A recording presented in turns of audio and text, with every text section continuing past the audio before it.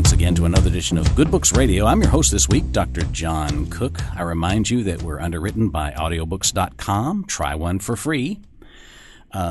Today I have with me Ms. Mirna Raquel Quiles. Ms. Quiles was born in Puerto Rico and raised in New York. She has a beautiful daughter and a loving husband. She lives in Florida with her husband now.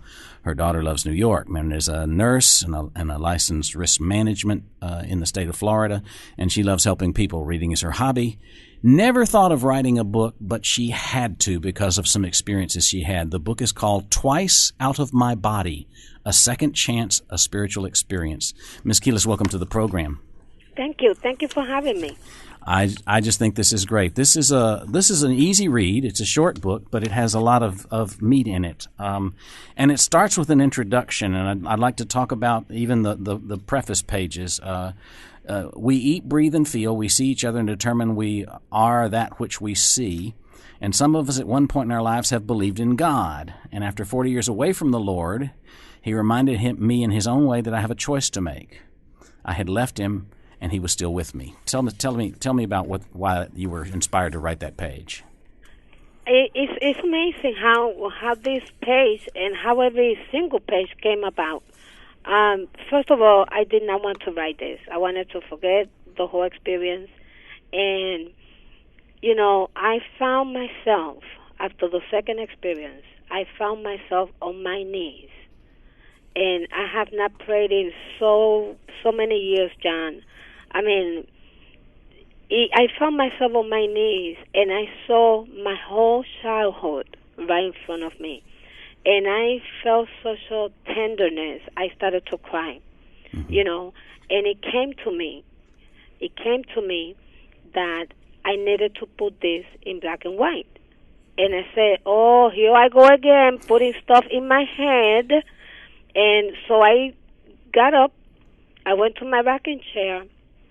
And, there are some things that I did not include in this book because it was like time was running out. I had to put what I had to put. Mm-hmm. And what happened, John, was I did not want to believe what came to me, that I had to write this. Mm-hmm. And I went to my rocking chair, and I pulled this Bible that was collecting dust in my room for many years. And when I opened the Bible, it just opened to Acts 23:11. Mm-hmm. And I said to myself, I need to, just calm myself. And when I went to Acts 23:11, I was just guided there. It was an interaction that God was having with Paul. Uh-huh. Now, I didn't know anything about the history of Paul or anything like that. I could care less, really, to be honest with you, before this happened to me. And God was saying to Paul, do not be afraid. Cheer up. But as you are witness of me in Jerusalem, so must you also be a witness and testify in Rome as well. Mm-hmm. Something to that effect. And so I knew that this was not just me putting this in my head, that I really had to write the story. I had to write this experience for others who are as skeptic as I was, mm-hmm. to know that there is something else other than what we see. Mm-hmm. Well, now, you had a brother who was a pastor, and I assume because of the word pastor that we're talking about an evangelical minister. Yes. And there was also Pastor Janet Mercado and Edwin Diaz that sort of helped guide you. Yes. But is there something in particular that started you off on your spiritual path when you were young? Because when you were young, you did have an early experience of finding Christ and passing out pamphlets. Yes. You were living in the Bronx at the time.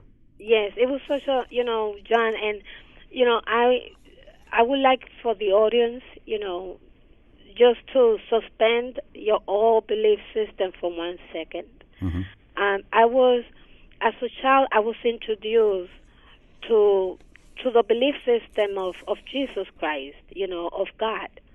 And my brother, my sister, and I, we believe in God. We were raised in that system, and we were so happy, John, we would go to the streets and we would hand out pamphlets and talk to everyone that would listen about the salvation of the soul, because I believe that in my heart. I was so much in love with a power greater than myself, which is God. And I would say maybe 12, 13, and that was the happiest time in my life that I have ever had.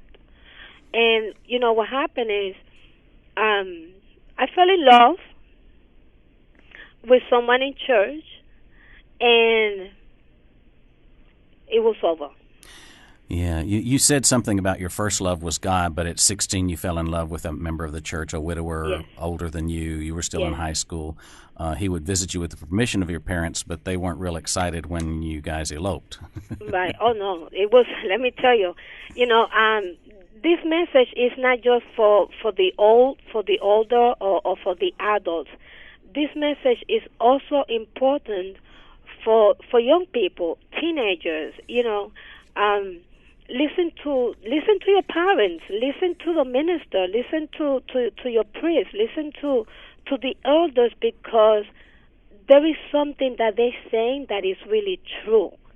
And at that time, being that I was so young, I fell in love with this gentleman. He was older than me, and he was the first man that ever kissed me, and I thought that was it. I'm in love. And we eloped. Everybody was saying, "No, he's not good," and I just didn't want to believe that. And that was the beginning of a life experience. And he was a Christian. He went to church, but after a couple of months of dating, you eloped, and then when you got married, there wasn't a very long honeymoon, because soon after that, he lost his job and his apartment, and you had to live with his niece a while, and most importantly, you stopped going to church, right? Yes, and the thing about it is, if there are any teenagers listening, or maybe you're young, and let me tell you something. At a young age, we are not ready to face certain issues in life. There's a reason why we go through stages. And when I got married, I left church. I stopped going to church.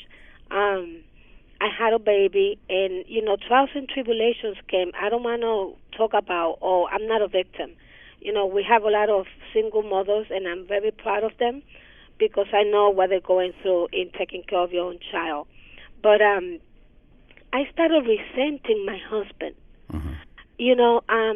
because I was pure when I met the man. I was pure. I didn't even know anything about birth control. And when I started having these problems, he stopped working. He didn't want to get a job because of this issue or that issue. And all of a sudden, I found myself back home. That was a shame for me. And I started to resent him. And that was the moment when I started having these emotions that I didn't even know where they were coming from, but these were evolving emotions of daily life of an adult, having a responsibility that I really was not prepared for. So I had to mature real fast, real early. And I decided, this marriage is not working out. A lot of things happened, and I divorced the man. And I decided I'm going to move on with my life. And what happened was, there was a turn.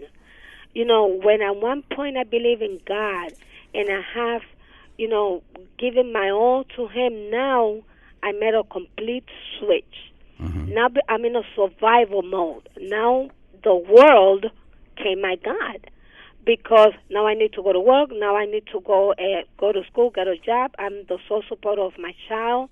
My grandmother was helping me, and so I was on a mission to survive. And I have surviving, because it is surviving when you're in a mode that you really you're not a participant of your life. You like a robot. You go to work, you have to pay bills, you talk to people, you don't even look at their eyes. You're not a participant of your life. And John, I have been living my life like this for 40 years away from God. I said to myself, I have nothing to do with Him. I'm done. I'm on my own, and I'm taking care of my own. Yeah, you described that very vividly. Started when you moved in with your grandmother after the divorce, working at a factory making minimum wage so you could buy Pampers and milk, and eventually going back to school and being able to work in the healthcare field. But there's a lot of trials and tribulations in all of that, and of course, your mother and your grandmother were supportive while they were alive. But one of the things that went on was that your grandmother passed, and you felt really angry about that. And then your mother passed on your birthday, which I thought was a really sad thing that you described. John, that was amazing. That was amazing. Like I said, sometimes things that you survive. You have to deal with life. You have a child. You're working. You're making ends meet, and you're doing the right thing. Let me put it that way. I was doing the right thing. I'm supporting my child. And so what happened when I got a call that my mother was sick, and that was September 23rd, a few years ago. And I said, okay, I'm going to go to New York, so I'll be with my mother on my birthday, John. As soon as I got to the hospital, that I got out of the taxi on my birthday, here comes my uncle coming out of the hospital saying she just died. I look at the sky, and the anger towards God was so powerful that I couldn't even talk. And I remember vividly looking at the sky and saying to God, you killed my mother the day I was born so that I would never forget.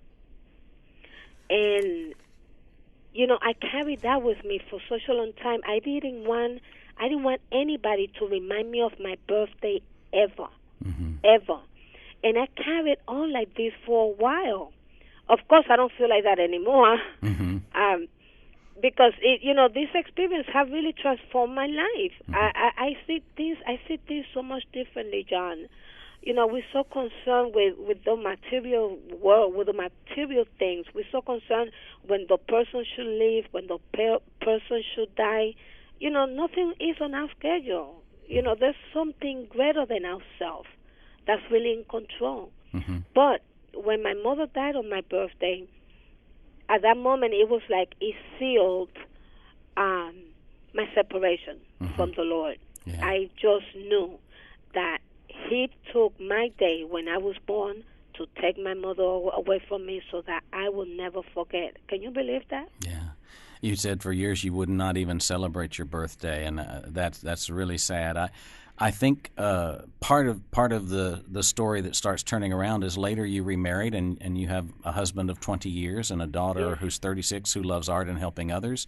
But let's talk about the out of body experiences. The first one that happened, and let's be specific about the fact that you thought you were sleeping, but then you realized that you were looking at your body from above, and that must have been a haunting moment. It was, but let me just remind you that I was a skeptic about this kind of experiences. In the medical field, I'm not going to say everyone, but a lot of us know when a patient have a heart attack or they're going through surgery, they usually recount having some kind of an experience like this. And for the most part, we believe it's related to a lack of oxygen in the brain. Because we have no other scientific fact, to say, oh, this is the reason why or the other. So anyway, last year, it was sometime between June and July, I just went to bed, nighttime. And as I go to sleep, all of a sudden I'm looking at myself from above. And I said to myself, well, wait a minute, this is a bad nightmare, And the thing about it was when I came out of my body, when I was looking at myself from above, I was looking at my feet from above. And I said, well, this ain't right, something is wrong here. And I inverted myself. And all of a sudden now I'm staring at my face from above. Now I'm looking at my face, at my body from above. And I still did not want to believe I was out of my body. Because when you're in that next level of existence, you bring in yourself, you bring in your mind, your soul. You're not leaving your intelligence in the body, and or whatever skepticism you have, you're gonna bring with you to that next level of existence, unless you were able to clarify it while you were in the physical world. Mm-hmm. Anyway, so I saw my body changing color, and I still couldn't believe it because I tried to get back inside my body, and I could not. And this is the moment when I was fearful. And when I became fearful was when I started to see the change in color, because I knew something was wrong. And that was the time when I said, God, please let me back in. Mm-hmm. And I returned. And the strange thing about it, John, is that when I came back in my body, I sat down on the bed just like I was wide awake. It's not like I was sleeping. When you're sleeping, you know your pattern of waking up. And I was wide awake, but I was tired. My feet and hands were freezing cold. But something had changed Mm-hmm. at that moment. And I still did not want to believe that I had that experience. Yeah. Well, being as how you've been in the healthcare profession, you mentioned you weren't sick or near death or in a coma, and you'd been a skeptic of those near-death experiences. We've interviewed a couple of authors who talk about NDEs, near-death experiences, and the tunnel of light, which you did not experience. It was very different for you, seeing your body pale and turning purple. But I was wondering, as you described that, you said, you just said, God, please, please help me. Oh, God, please help me. And I'm wondering if that was the first time you had spoken with God in a long time. Yes. Mm-hmm. You're asking me very good questions, John. Wow. Well, I think it's important for people to understand what you gained as a learning out of this, because it was extraordinary, and it was different than those NDEs. We have had an author on who talked about folks in a hospice who saw angels right before they passed, and really interesting stuff that went on. When you tried to get answers from the medical community, they tried to attribute it to PTSD. Talk a little bit about that. Yes. So after the first experience, of course, I was shaken. I didn't say anything to my husband, and I did not talk about it to anyone. I started to do some kind of I started to analyze things about me. What did I eat? What did I smoke? What did I drink? Well, first of all, I don't smoke any kind of cigarette. I don't drink alcohol. My diet is pretty healthy. Mm-hmm. I asked myself, I analyzed my whole situation, my activities. I even wonder, okay, what about my stress level? Maybe my stress level is higher than normal. I had to research. I have to find an intellectual reasoning for this. Mm-hmm. And so what I did was I went to a few of my friends in the medical community, okay? And I know they were going to tell me what I already knew, but I needed to hear it. I went to a few medical doctors that I know, and they explained to me, I never told them it was me, but I told them, what do you think about people that talk about having out-of-body experiences? And the medical friends would tell me, well, this happens most of the time if a person have a heart attack or they go through surgery or, there is a medical trauma that it could be a contributing factor for the patient to feel that they have this experience when in reality there might be a lack of oxygen. Again, we don't have a scientific proof that this is so. Mm-hmm. And so I said, well, okay. I went to a psychiatrist friend of mine. And because really, you think you're losing your mind, Yeah. And I said, listen, what do you think about this? And he said, well, okay, we can relate this to post-traumatic stress disorder in that, let's say, for example, when you have veterans, soldiers, they experience and they are witnesses to horrendous things at war. And what they do is, as a coping mechanism, they're not aware, but they remove themselves from that moment. Mm-hmm. And also, it could be with, let's say, a lady that has some kind of a psychiatric trauma. And, John, the thing about it is that I know the answers. Mm-hmm. I just needed to verify. And I said, okay, that's not me. And then I went in on the website and I started looking at, people that talk about their out-of-body experience, and they talk about seeing a light, seeing families that have passed on. They were in surgery, they were in a car accident when this happened.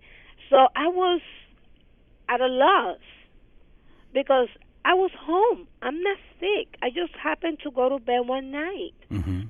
And as I'm in the middle of this research, and by the way, I got a brain CAT scan, I got MRI because, I had to find an answer. Maybe there's a tumor in my brain. Mm-hmm. Maybe something is happening in my body that I need to take care of. And John, as I'm in the process of doing all of this research, boom, it happened again. Yeah. Before we move to the second one, I wanted to report that you were too shaken up to talk about it early, but you did mention it to your husband a few days later, and he suggested you go to church, and you went, go to church. Yeah, right. I know, yeah, but I mentioned it. I did. So you had to have a second experience for to get the message, I guess, right? Yeah, because, I was being sarcastic, like, I haven't gone to church in 40 years. I'm going to go now. Mm-hmm. So that's right. I'm glad you read that. Mm-hmm. So while you were sleeping the second time, you woke up and you felt something pulling your left arm. Now, this is interesting. Have you any idea what was pulling your left arm? John, let me say this before I forget. Okay. On that second experience, and I didn't write this because I figure I can say it in more detail. Mm-hmm. There is a different level. There are different levels of hell. Mm-hmm. Okay? This experience is not to scare anyone. This experience is really a message of hope. But I need to let you know that there are different levels of hell. And the one that I was at was, your soul has to be nourished somehow when you leave the body. When you don't have the light of the Lord, there is no word in the medical or there's no word in a dictionary that I can explain to you the despair and the torture of the soul with no light from God. Mm-hmm. It is a level of hell that I do not want anybody to experience, because it's time stop, and because time stop, you continuously are in this torture where you feel your soul shrinking like a raisin because you don't have that light of the Lord. But I needed to say that because I know I did not put that in the book. Mm-hmm. And so what happened on the second experience, that night my husband went to sleep in the little room because he has to watch sports.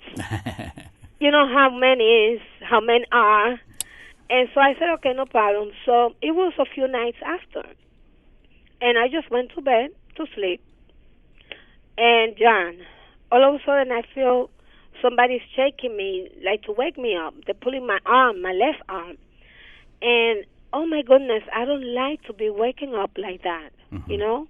So I'm swinging my arms, saying what? I thought it was my husband trying to wake me up.